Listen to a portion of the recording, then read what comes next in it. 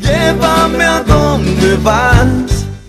Así es, con esta buena noticia, sobre todo para la feligresía católica, porque en Roma, en los jardines del Vaticano, se descubrió el mosaico de la Virgen de Caacupé y se plantaron 2 árboles de lapacho autóctonos, nuestros tallí, justamente que tendrán los colores papales, amarillo y blanco. El acto contó con la presencia del presidente Horacio Cartes y de los obispos paraguayos. La realización del mosaico y su instalación estuvo a cargo de la Embajada Paraguaya ante la Santa Sede, con la labor artística del reconocido especialista en mosaicos de los Jardines Vaticanos, el maestro Albano Poli, y su atelier Proyecto Arte Poli.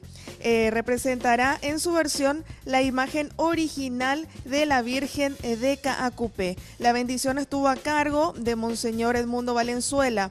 Los obispos destacan que es un logro colocar la imagen y plantar en estos jardines, atendiendo a que es difícil obtener el permiso, y bueno, se tuvo entonces este privilegio para la Virgen Serrana y de alguna forma también Paraguay presente allí en los jardines vaticanos. Llévame a donde vas.